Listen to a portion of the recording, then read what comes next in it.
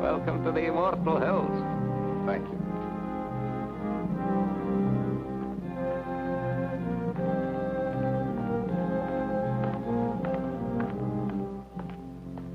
So, by way of making you feel right at home, Bobby.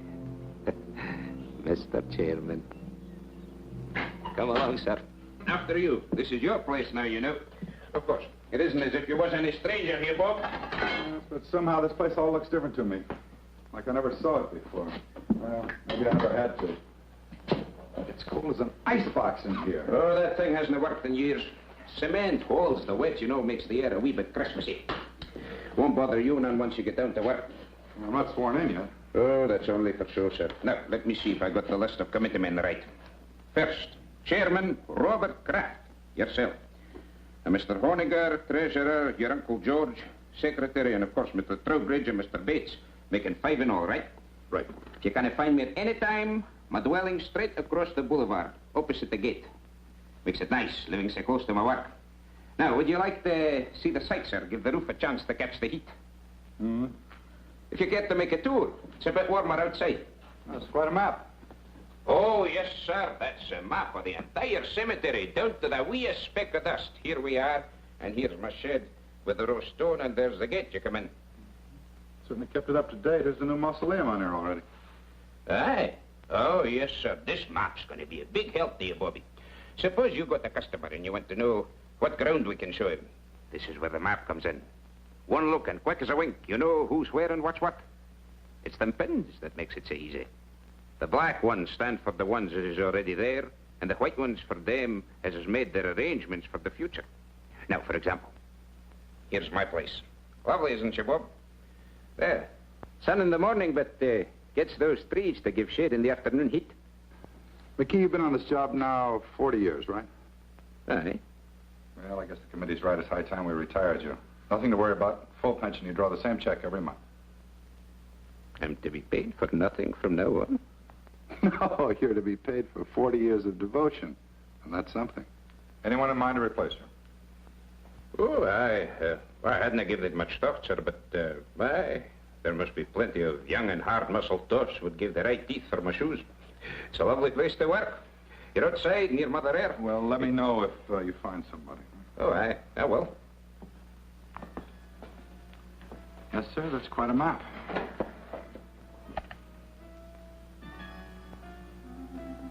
Pardon me, sir.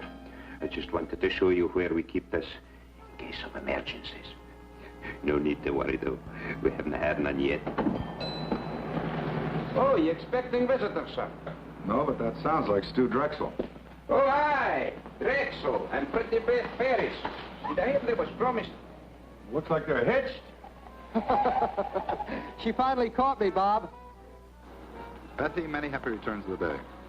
Stu, that's a great place you picked for a honeymoon. Oh, marriage has made me conservative. How about it, Mrs. D? Can I carry you over the threshold? I still don't think it's so very funny. I think it's positively awful if you really want to know the truth. Oh, Bethy, don't be that way. What's the trouble? How would you like to get a cemetery plot for a wedding gift? Now, Bethy, you know Pop never meant it for a present. It's just a formal, legal sort of thing. You see, Dad left part of my inheritance in trust for when I got married. One of the provisions was that myself and my wife had first-class accommodations here at the Immortal Hills. Doesn't cost us a cent, but we have to buy the plots before the bank will let me have the cash.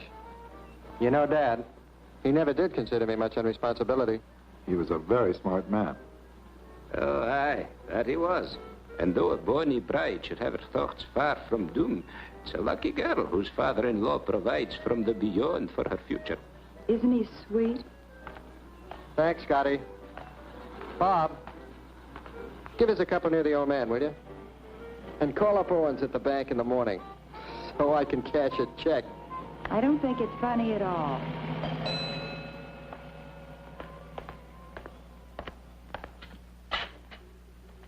From the last administration, sir. Folks get a wee bit rocky when they come out here sometimes. Best to be prepared. Down the hatch.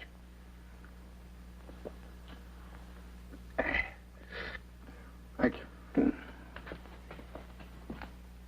Oh, over here. That's where the Drexel bunch is.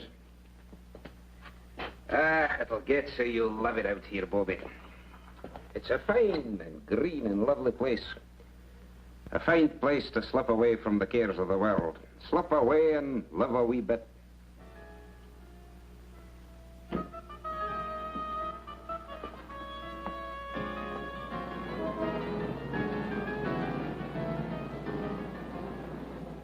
As retiring chairman of the Immortal Hills Cemetery Management Committee, George, I haven't got... it is now my very great pleasure to announce the appointment of Robert Kraft, president of Kraft's department. Now, George, don't shush me. You railroaded me into this. Now, wait a minute, Bob. It's your turn. Last year was his turn. The year before it was mine.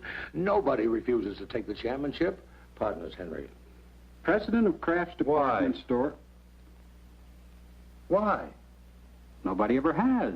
It's just not done, son. Well, can you give me one good reason why I should take over the management of a whole big cemetery when I'm up to my neck in my own business? As retiring Hold it. Of course I can. Tradition. Particularly for us Crafts. You always harp on dignity, honor, prestige. Well, how do you think we got it? Because your great-grandfather, your grandfather, and your father served on every community project, board, and committee that was ever created. They served for free, but they did it for business. That's what a fine family has to do in this town. And you can't refuse to do it without losing a lot of respect from our customers. And another thing, it's just not done. Well, pass me over till next year. I'm up to my ears. Bob, do you realize you're talking about only a few hours a month at the most? McKee, the caretaker, handles everything. All you do is show up once a week and sign the checks. It's getting late, George. Proceed, Henry. Raise your right hand. Well, what about Bill Honegger? Raise your right hand.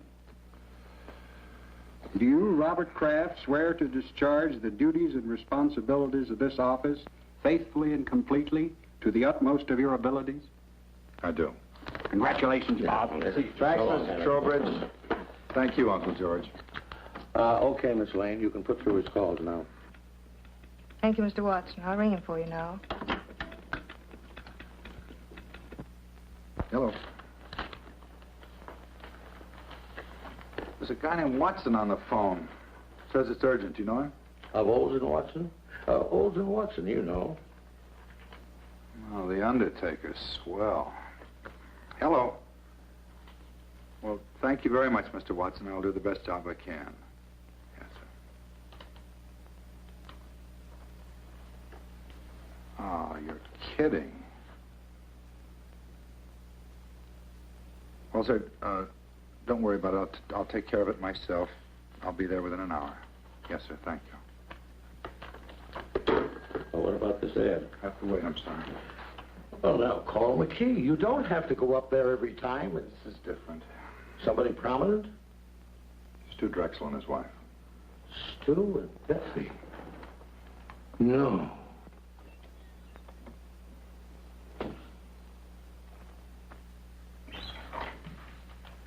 Hi. Hi, Jess. McKee, this is Mr. Jessup of the Milford Herald. Hi, Jessup. Oh, the west slope between the Pattersons and the Finleys. What else is new? You were my big news for the day. Asked about plans for the coming year, Kraft revealed the Immortal Hills will install a drive-in bar to stimulate additional trade. I'm stuck with the obituary detail. Boy, it's cold in here. McKee, let's get that heat on that letter tomorrow. Huh? We better get ready for the interment. Aye, that'll be done, sir. And you better change the Drexel pins. Black instead of white. Oh, they already got black pins, sir. Oh, who changed them? Well, now, the last I remember was the very day they come out here to give you the order, and you stuck in 2 pens. Yeah, I guess that's right. I must have picked up the wrong color. Hmm? Well, nothing. It's just a little weird, that's all. What? Well, the kids came out here right after they tied the knot. They bought a couple of plots. Stu was complying with some technicality in his trust. And it was all very cute. We had a couple of laughs. And afterwards, I jabbed 2 pins in the map, white pins, I thought, just to make it official. And I hear today they've been killed. And the maps had them on the blacklist all the time. Okay, so what? Well, nothing. It just made me feel a little eerie, that's all. I think he means he marked the young couple for death, sir. Yeah, I guess that was it. That must have been the feeling I had.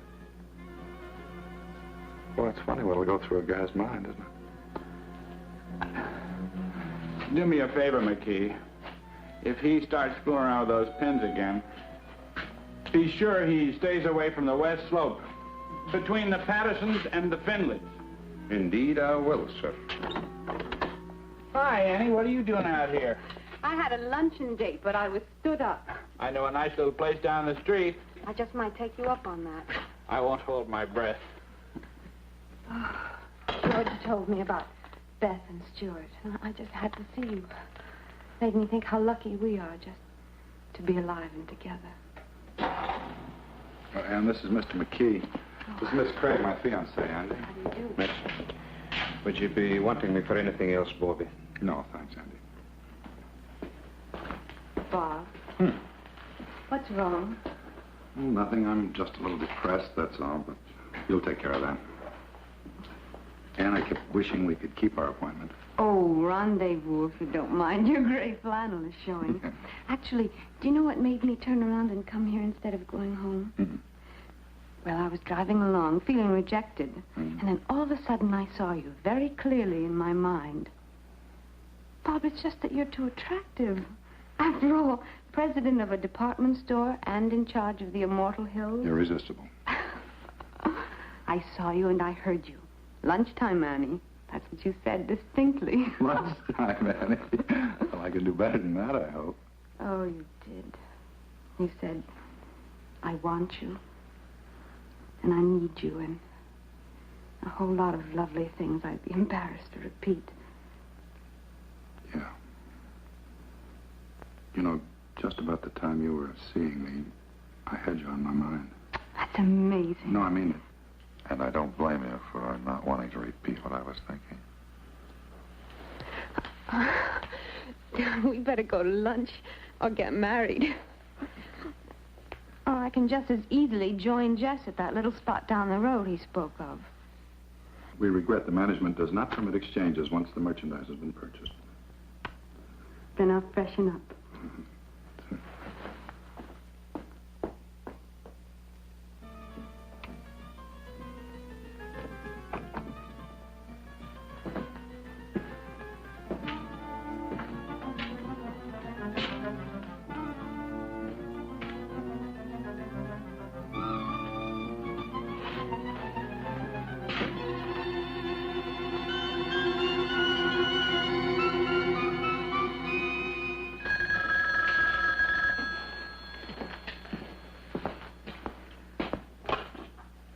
Immortal Hills, Kraft. Hi, Carl. No, terrible. No, I'm sorry. The funeral's been confined to the immediate family. Yeah, all right, Carl. I'll see you later.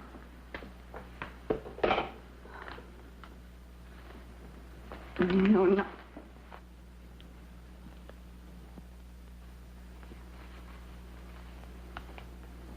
Yeah, you're right. What?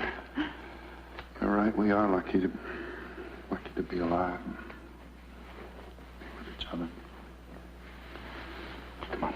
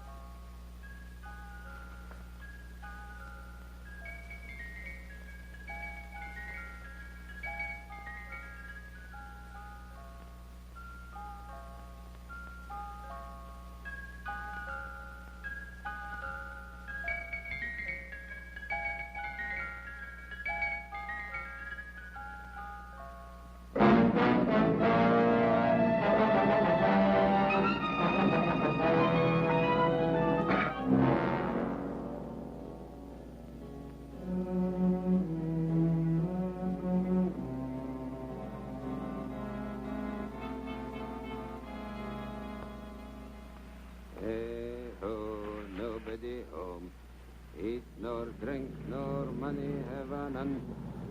Well, well. Hey, Bobby! Be happy. Oh.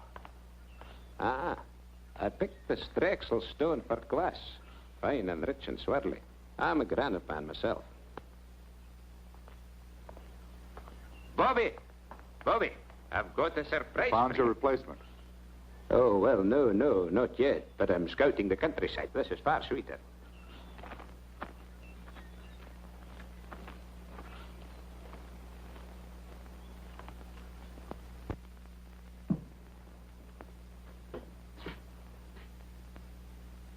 This is what I call getting things done. Oh, McKee, you should have been an executive.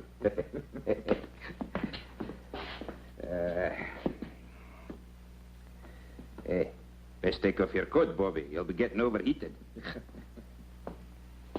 Fairly quiet this week. Only one passing. Now, if you'll just sign these. Let's get rid of these flowers. Oh, aye, they smell a wee bit sickly. I was hoping to keep them for the burial this afternoon. We need much help? Oh, no, this is just an average funeral. They don't come like the Drexel doings every day, thank the Lord.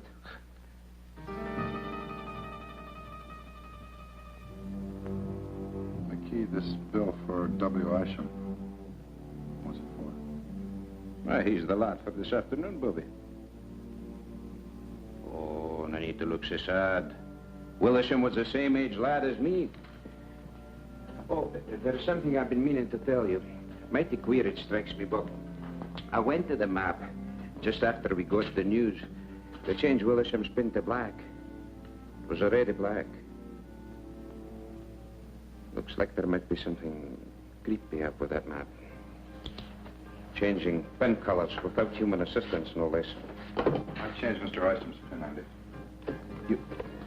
But, Bob, you haven't been here since he died. Jess, please. I know, I changed his pin before he died, not after. Jess, it's Bob Kraft. Can you come over here right away? No, I'm at the cemetery.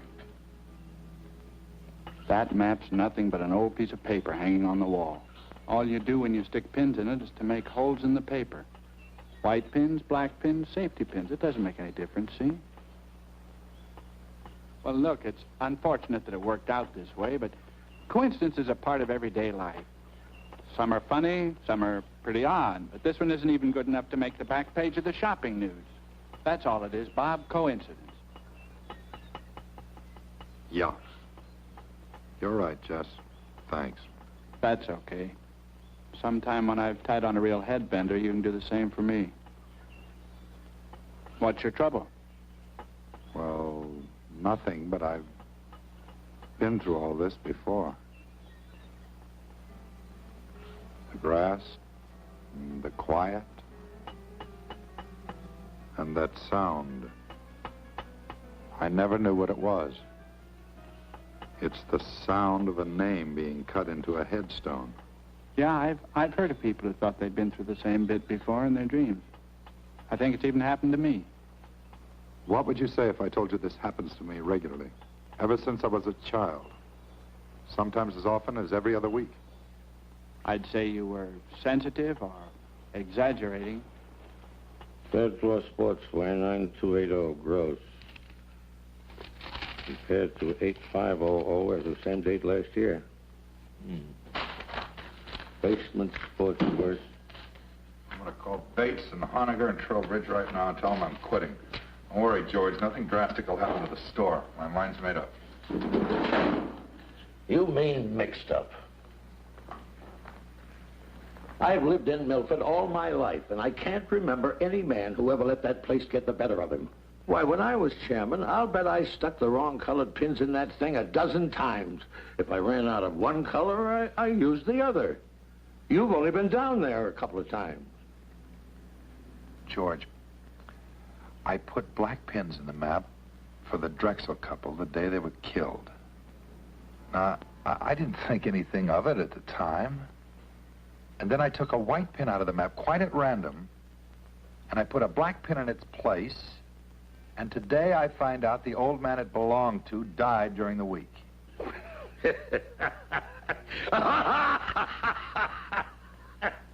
Bob, that's terrible.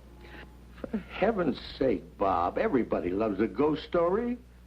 Where's your sense of humor? You don't really believe that stuff you're telling me, do you? No. But I still think I may be learning something about myself.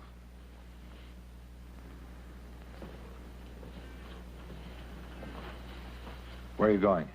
Oh, I think I'll just take a run out to the cemetery. What for? Sounds like it might be fun. After all, I've been trying to find some way to wipe out our competition for years. Good night, George.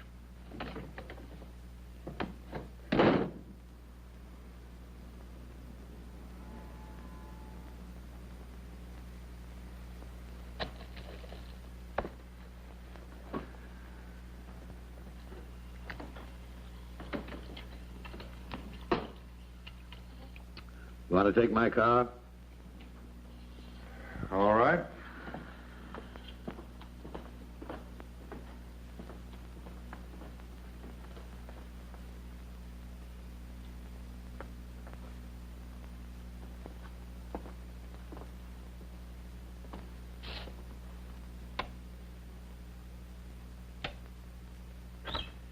Won't be but a moment, sir. No, don't bother, McKee. I think I've got it.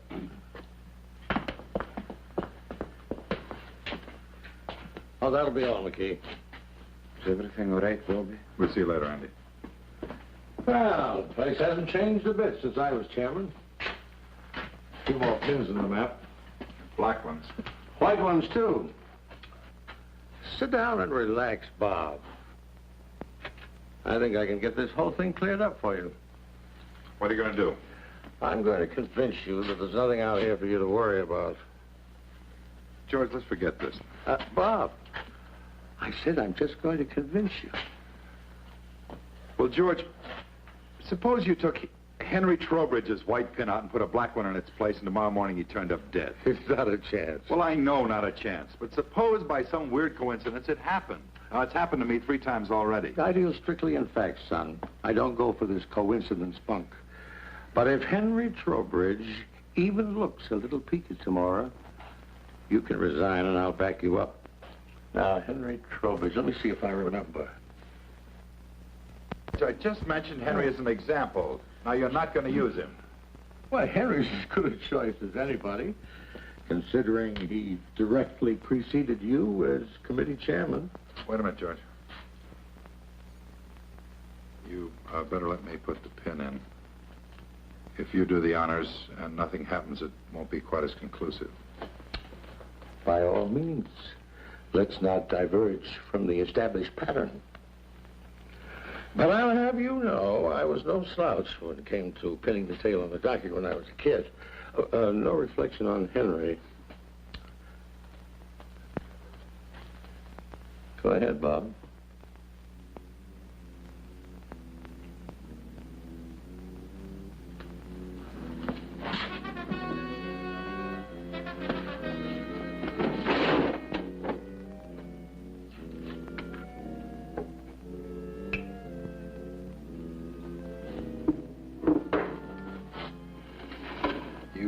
Henry and tell him what we did. He'd only think we were kidding. No, he'd believe you. Then he'd call my physician, and he'd reserve a nice quiet room for me at Providence Hospital. Let's keep this quiet, my boy. Henry can't complain. After all, if his term had run a week or so longer, he might be having the willies instead of you.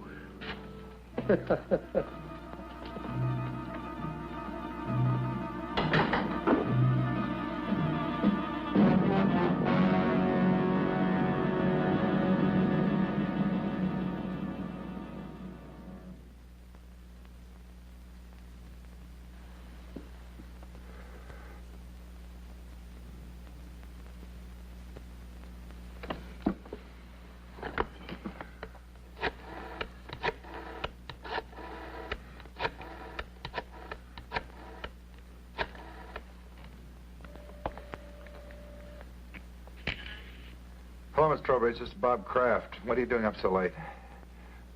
Nothing serious. I just meant to call Henry earlier and it slipped my mind. Put him on, will you? Or if he's watching the movie and enjoying it, ask him to call me back during the commercial. No, Bob. Just hold on and I'll get him. He's upstairs reading in bed, but I'm sure he's not asleep. Well, I hate to disturb him. You just hold the wire, Bob.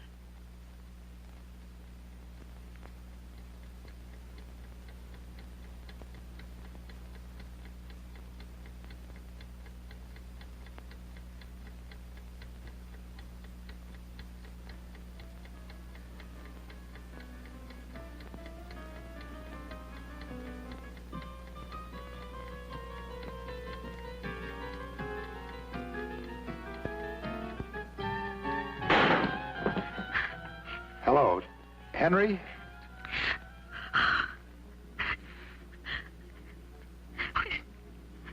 He's not breathing, Bob. I've got to call a doctor. I understand. I'll hang up right away. I'm terribly sorry.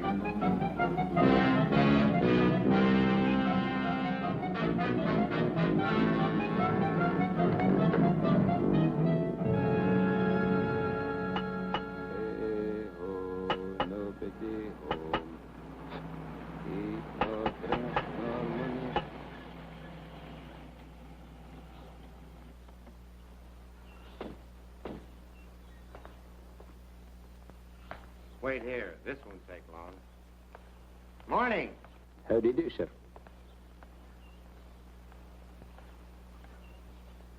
Well, I don't understand it. Jess said he'd be here in 20 minutes. Lieutenant Claiborne? So that's it, huh? Sure big enough. There are the black pins, eh? We're particularly concerned with these four. Isham and the Drexel couple, and now Trowbridge. Let me get this straight, Mr. Kraft. You say that every time you stick a black pin in the map, people turn up dead? That's right. Well, go ahead, Lieutenant. You think I'm a crackpot, and I hope you're right. I just want to prove it beyond a reasonable doubt.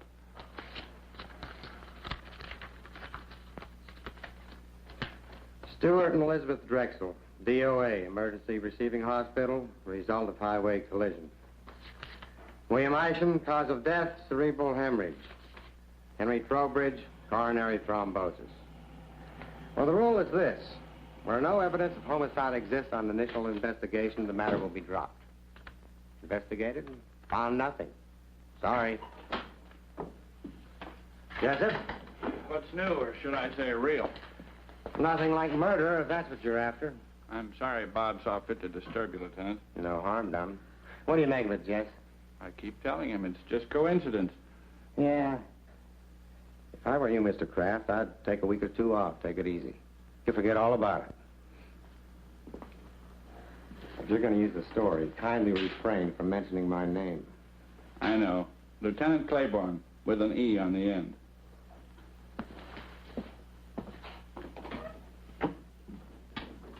Boy, I think 4 deaths could appear so flimsy to a policeman. You never should have called the police. Claiborne's one of the best. Any other guy might have Look for a big, heavy book to throw at you. Yeah, maybe you're right. On the other hand, maybe that thing's dangerous. Really dangerous. Or maybe the element of danger is in a man. In me. Bob. Is there something different about me, Jess? I'm really beginning to wonder. Hey, buddy. If there is anything to this map, don't go blaming it on nameless forces. Maybe somebody's trying to scare you. Could be you got an enemy or two.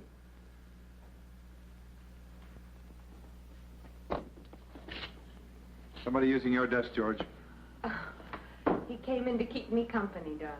That was very sweet of him. Oh, darling, you must be dead tired. I'm all right. No sleep, and then to have to go back I'm out all there right. again? There's no crime in needing a good rest. George, I've got some correspondence to take care of. I've already taken care of your mail, and I took the liberty of making reservations for you. Flight 33, leaving for Miami at 5:45. My pal Sanford owns one of the finest hotels on the George, thanks anyway. There's nothing I'd rather do, but I can't possibly go now. Bob, I gave you my word. If anything happened to Henry, you could resign. I talked to Charlie and Bill Honiger, and they understand completely. It's all fixed, son. The situation's changed. Until this thing's cleared up, I'm not about to resign. Oh. And when you tell the others, ask them to meet me here in my office, 7:30 tonight. It's awfully short notice. The committee can't just ignore what's happened. I guess you're right. Darling. And I'm sorry, I didn't mean to snap at you. Now, why can't you resign? Well, because possibly something real, unreal, I don't know, is waiting to kill one of us every time I jab a black pin into that map. Bob, if you're talking about Henry Trowbridge, the poor man died of a heart attack. Heart disease is the country's #1 killer. Maybe not in Milford. Oh, Bob, you can't mean that that map is literally killing people? No, Ann, maybe it isn't the map. Well... What about the other day? You saw me, you heard me. Lunchtime, Annie, I want you, I need you. Bob, I was obviously trying to bring a little romance into our very dull and dismal lives. No, Ann, don't try to deny it. I now. do deny it. Bob, I love you. I'm not in any sort of occult thrall to you. Hey, can't you take a joke?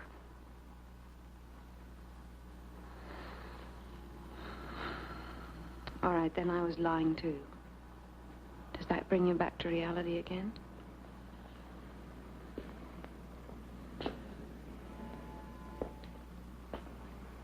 Bob, I think we better take advantage of those plane tickets. George's Mr. Sanford's could be best man. The offer's awfully attractive. I love you so much. And if you're going to cry, do it someplace else.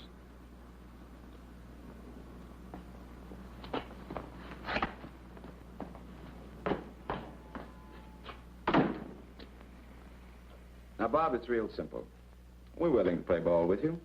If you want to remain chairman of this committee, we wouldn't think of trying to dissuade you, because we have confidence in you. Full confidence. All the confidence in the world, Bob. Now, all we want before we break this up is a promise from you, Mr. Chairman, that before you turn in tonight, you'll go out to the cemetery. Now, let me finish. You'll go out there and change my white pin to black, and Charlie's and George's. Just as simple as that. And then go home and go right to bed. No, sir. You're not the committee, Bob. You're only our chairman, with the duty to carry out the will of the majority. We feel that you should do as Bill said, because it'll put an end to this business once and for all. Otherwise, we'll do the resigning right here and now. Well, let me sleep on it. Let's all sleep on it. I don't think you people realize what might be involved here. Motion defeated. Tonight. Well, your devotion to the principle of majority rule moves me deeply. Okay. And good night.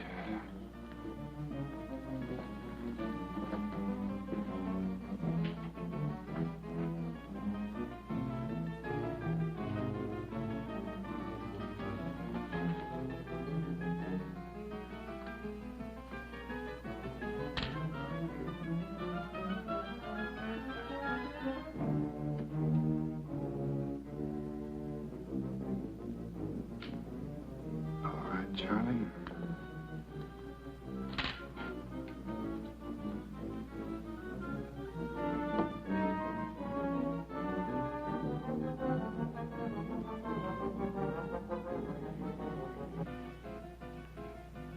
Here goes nothing, Uncle George.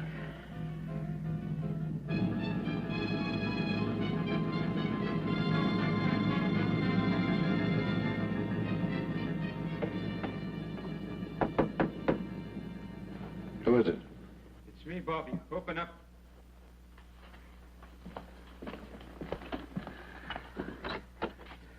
I seen your car lights from my window driving through the gate, so I come running. You needn't have bothered, McKee. You put in a full day already, and I'll see you tomorrow. No. Bobby, please. Bobby, listen. When you locked and bolted this place, I said to myself, now there's a man who knows his business. That's what I said. He may not know everything what's behind it, but he knows when a thing's to be fooled with and when it's to be left alone. There's nothing to fear with a man like Bobby Kraft at the tiller. That's what I said. Well, that's fine now. You run along home and don't worry about a thing. Nothing's going to happen to you. No. Please. Bobby, lock this door again and send yourself home. Or else, who can answer for what may happen to the whole miserable lot of us? It'll have to be open sometime. If I don't do it, they'll get somebody who will. Well, good night, Andy. Good night.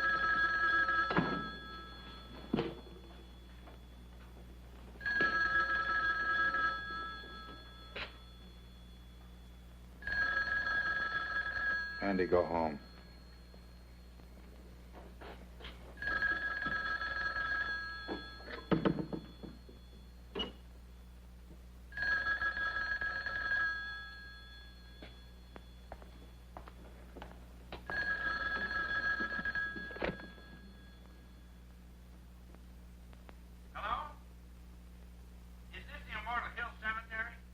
What do you want, Jess? Bob? Why didn't you answer me? I've been looking all over town for you. I'm calling from your place now. What are you doing at the cottage again? Haven't you had enough for one day? Jess, I think I've done something terribly wrong. Well, Pete, what are you talking about? Well, we had a meeting of the cemetery committee after closing tonight. Bill Honegger, Charlie Bates, and George, everybody. And they voted to make me come out here to the cemetery and stick black pins in the map for each of them. Just like it was some kid's nightmare. So I did it. Jess, there's a black pin in that map for Charlie Bates and Bill Honegger and George. And if anything happens to them, to any of them, it's my fault, nobody else's. Nothing's going to happen to them, Bob. As a matter of fact, I think they did you a big favor. I've never heard of a coincidence involving 3 people dying all at once. By tomorrow at this time, this whole big worry of yours will be nothing but a lot of hot air. Well, I hope you're right, Jess. I guess there's nothing for me to do but see this thing through. I think I'll check on it myself and see... Bob? Bob?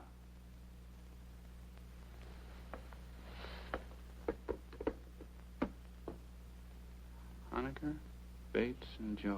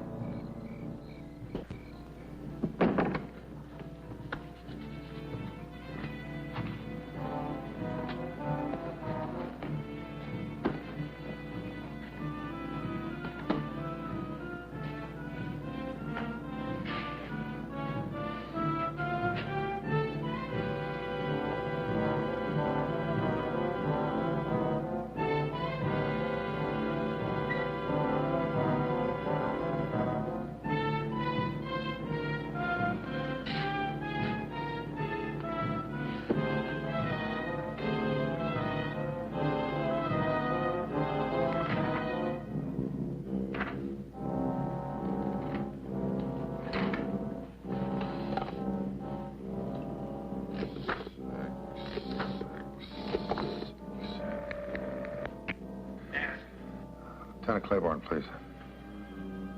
Homicide. This is Homicide, Sergeant Greer. Lieutenant Claiborne, please. Not here. Can I take a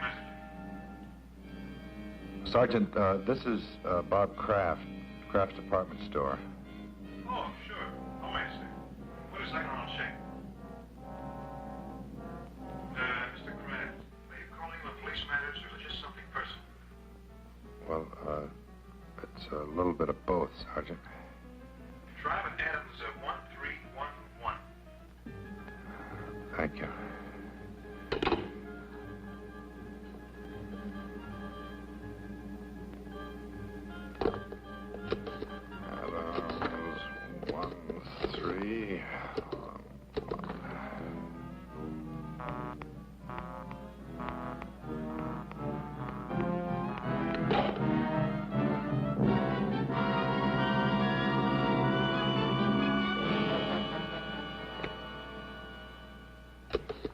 Adams 1311. Adams 13.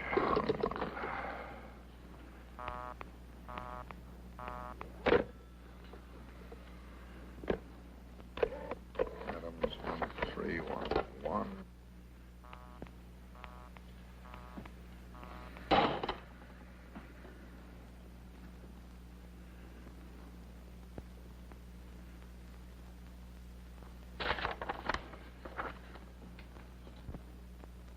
Bill Honiger, Adams 1311.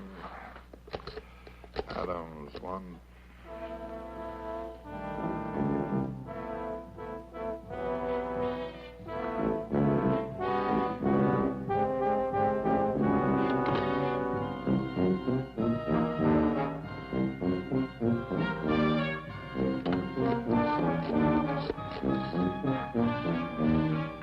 Give me a homicide. Yes, sir. Homicide. This is Bob Kraft speaking. I can't get through to that Adams number. No. Claiborne's at that number, and it's imperative that I speak to him right now. Well, sir, just a second, sir. I think he's reporting in on another line. They've been trying to get you, but your line's been busy. Hang up and I'll call you back right away.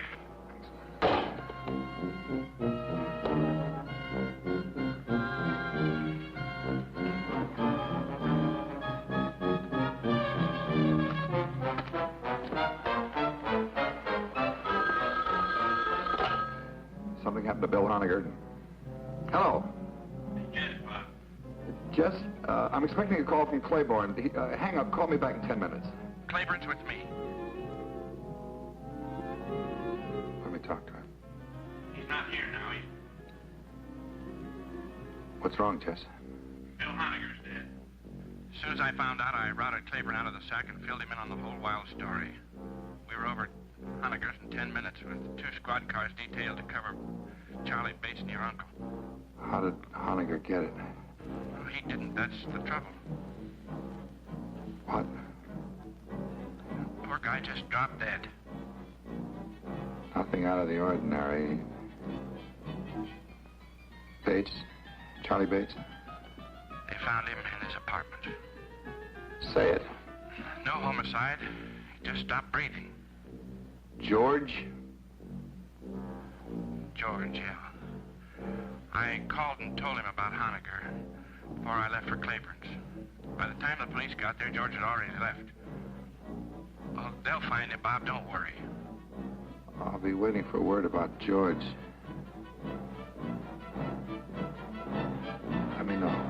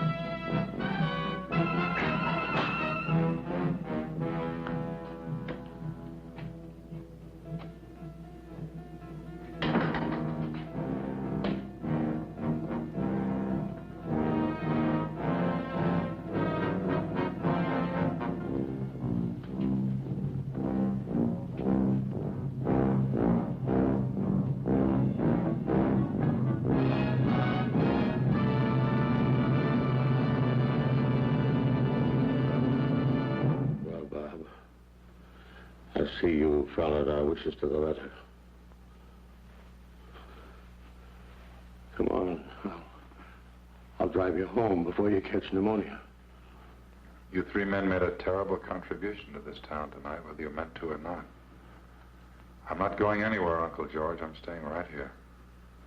Well, I'll admit that what with Charlie and Bill going so suddenly. Charlie and Bill and Henry and Isham and Beth and Stu. Stop looking at the map. You're looking at it. I'm looking at you. We're both waiting, aren't we, Uncle George? Waiting to see if you escape. Escape dying? Nobody escapes that, my boy. The only question is how long. The only question is, does a man die in his own time or in the maps? So far, everyone's been forced to conform to its schedule. Everyone but you.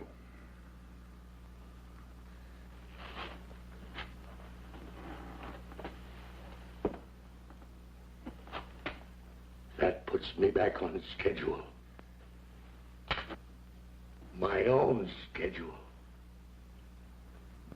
If it makes you feel any better.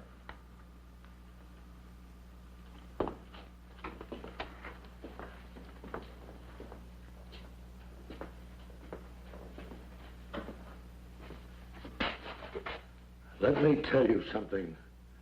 From now on, if you want to see me, you're going to have to come down to the store. I won't make another special trip on your account. The next time I see you, George, we'll both be right here.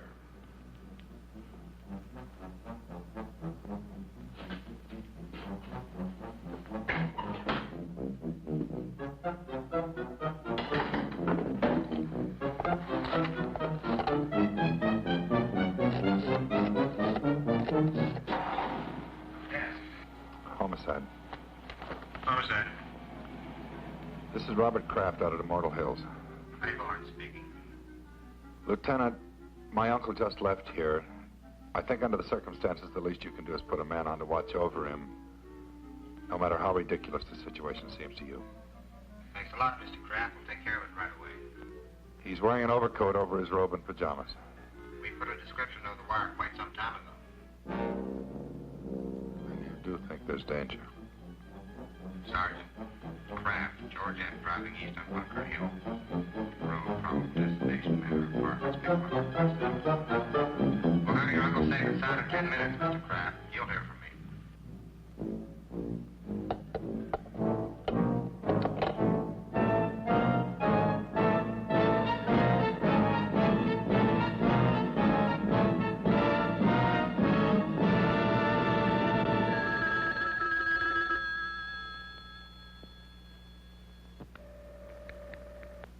Are you sure your uncle was out there tonight? You didn't just think you saw him?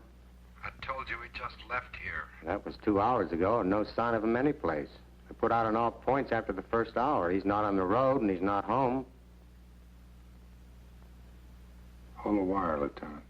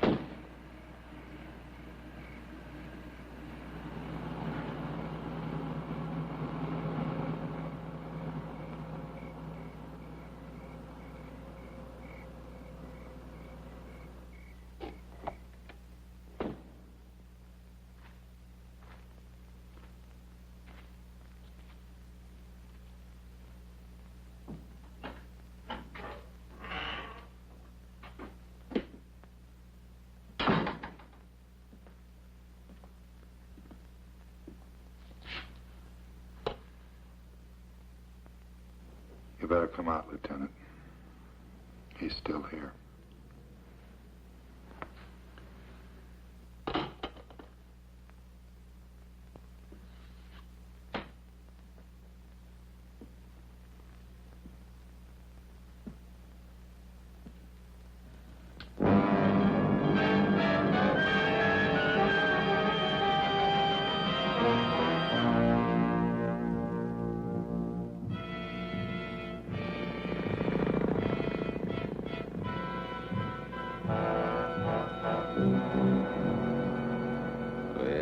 All the day, Randall, my son, where have you been all the day? Andy! Someone, I've been out hunting, mother. I've been out hunting, mother. Make my bed soft, mother. Make my bed soon, for I'm sick. Andy!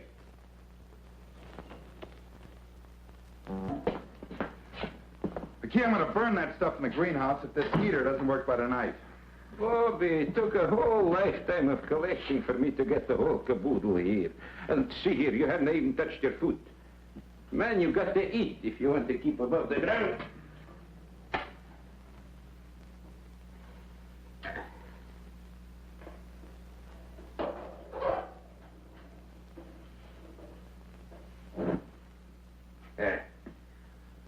Lights for me, Bobby. Of course, I can't answer for what happens after sundown.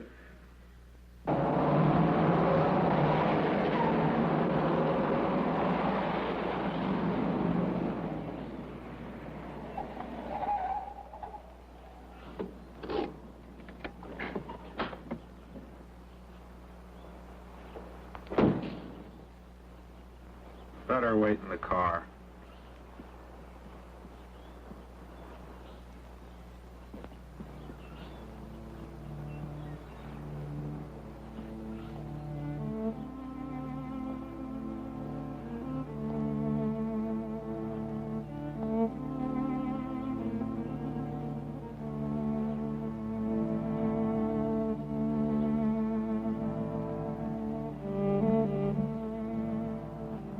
Irresistible. Aren't I crazy?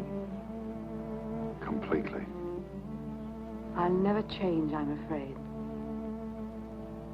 Annie, I'll see you later. Bob, please. I take it back. What? That day in the car, I did see you and I did hear you. I really did. I should never have denied it. It's all right, Annie. I'll see you later.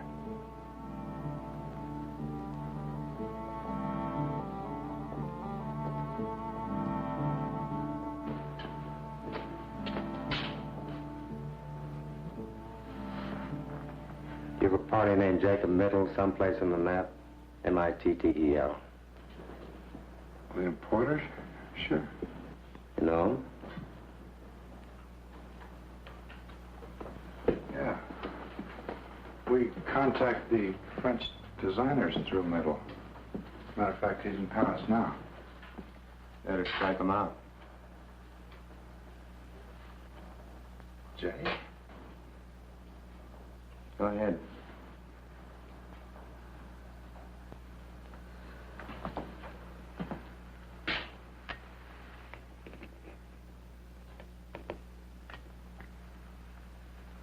How did he die?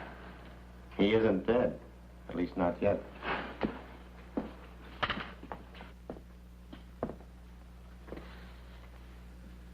I know what you're thinking, Mr. Kraft. You're thinking that we tricked you into killing Jacob Mittel. Well, you're 100% right, so try to relax, huh? This one's on the police. You see, Jacob Mittel's in the prime of life. No previous major illnesses, no record, life expectancy, exceptionally good. And he's in Paris with all that ocean water to protect him from this mess. Up until now, all the deaths have been confined to the local area. If it strikes somebody on another continent, then we've really found something. I knew I should have gotten rid of those pins 4 days ago. Even the map, the whole thing, out. What I want to know is, what are you going to tell the district attorney is responsible for these deaths? We gave this case a real full-dress investigation, Mr. Kraft. Questioned you and all the other suspects and witnesses until a point of comedy. Found nothing. No motive, no opportunity, no suspect, no crime, no weapon. Except 7 pins went in. And the 7 people died. Not 1, 7. Who put in those pins? You did. All 7. Other chairmen and so on have been putting pins in that map for years, and nothing happened. But with me, it isn't impossible for a certain kind of man to be endowed with powers that nobody had ever dreamed he could have. A lot of scientists claim that. Maps and pins can't kill alone. The power of a human brain has to be behind them. Like in the Indies, I guess, those voodoo dolls you hear about. Which doctor sticks pins in the thing until the guy in question is jinxed into dying. Of course, I know he didn't mean to kill anybody.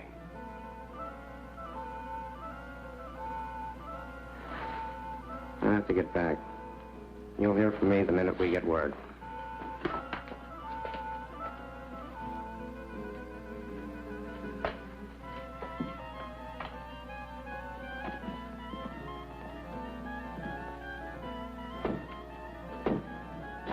I think I'd best be running along, too, Bob. I think so.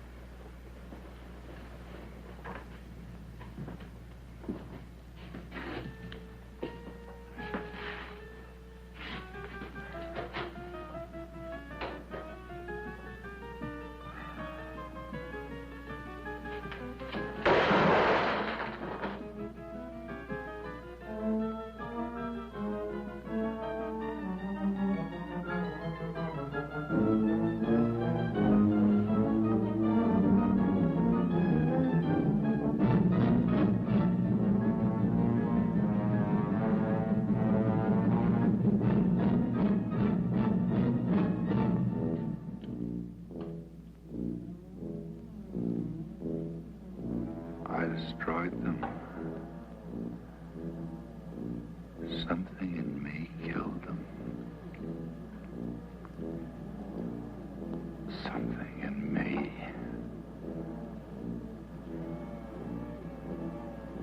But I couldn't refuse the job. Not a man with my reasoning power.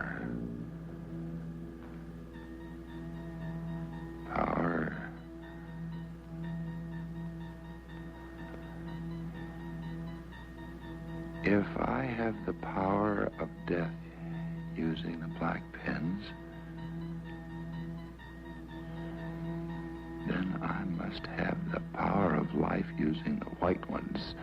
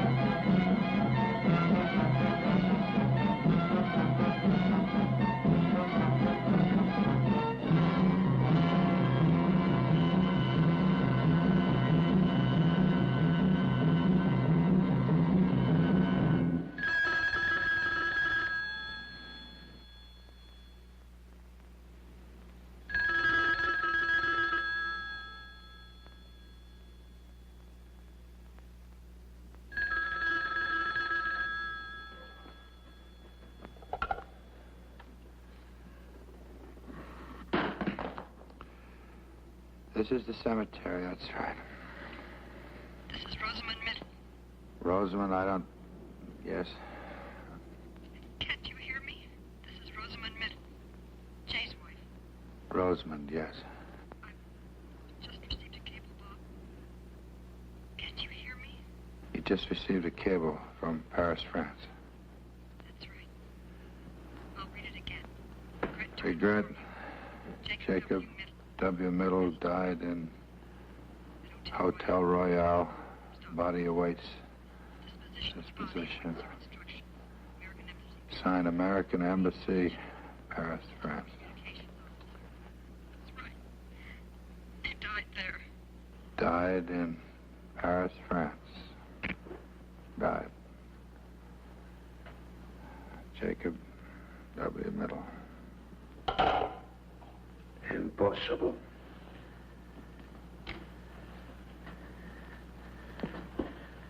Impossible. He cannot be dead. What? What? You still think that thing's the killer? Or your own puny power, Mr. Chairman? The only power you or that map ever had was me, so far as killing goes.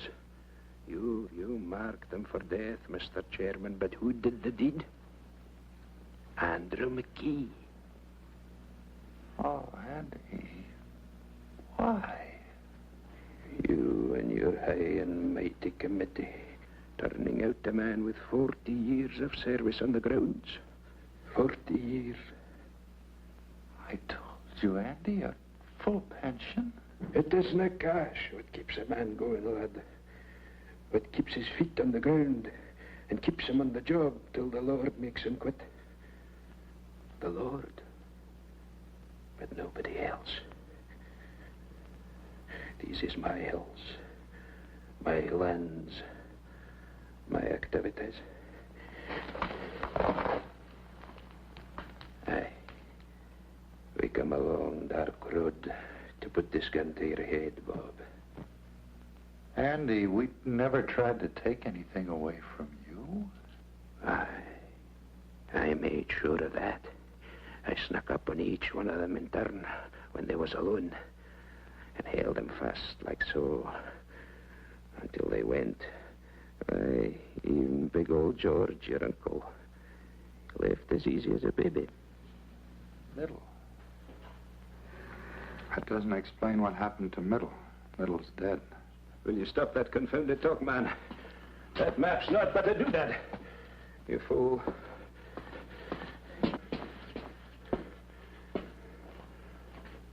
There is nothing to fear here.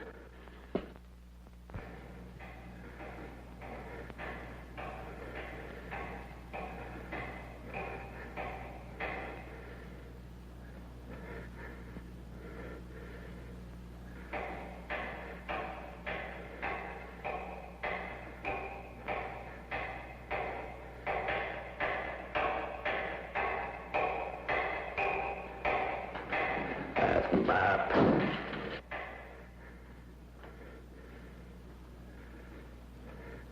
Andy, talk about something else, quick. It's important. We're finished with talking.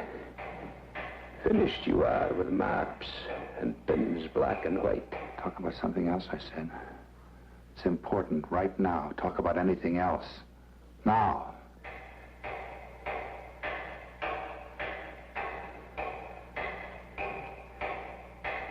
Why? Because I caused you to kill those people. Andy, you better get this straight right now. You heard that lieutenant. It's possible for some people to have things inside them that make other things happen. Nothing is impossible for a man like that if he thinks about it hard enough. I know you, Andy. You're no killer. I made you do it. You talked me into killing them? Then they could all be back. Andy, I never knew it. How'd you come for that? That noise. Can't you hear it?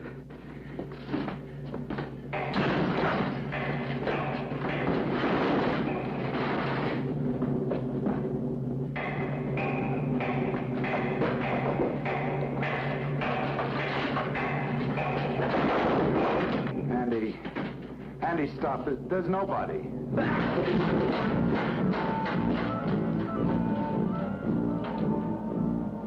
They could all be back. They could all be back. Stop.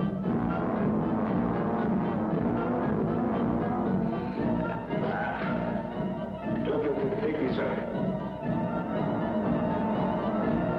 Go away. You should have sat in 10 quiet minutes more. But now it's too late. Too late.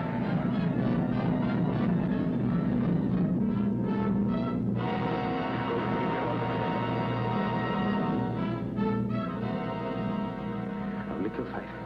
You give me all the fight. Not the young Brex. Oh, come. Go away. Go away and leave me alone. Go away. Go. Save me, Bobby.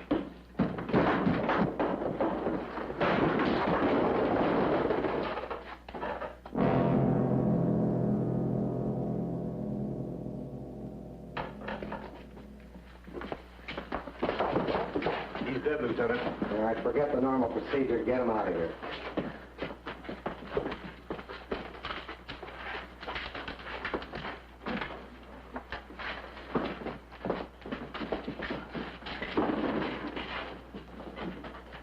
Exhibit A. He really didn't need it. They died of fright first, just like he did. You're forgetting about those 7 trips to the mausoleum, Lieutenant. 7 bodies, 7 trips. They helped. Lieutenant, Jacob Middle died in Paris. Well, that was a plant, Mr. Kraft. Middle's all right. Sorry we had to put you through this, but it was the best way to make McKee come out in the open. Mrs. Middle stayed up all night at headquarters, waiting for us to call in. A radio car is posted just outside. We signaled her to phone you and tell you that lie about her husband. Am I getting through to you, Mr. Kraft? Well, not quite yet. We watched him, Bob. He actually managed to unearth all 7 of them. Wonder what got into him. It was those white pens.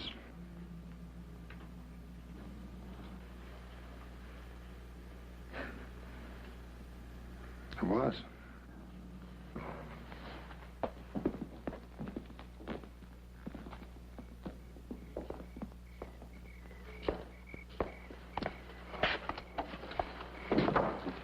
Annie, I lost my overcoat. Oh, where? Which one? I'll get it. No, never mind.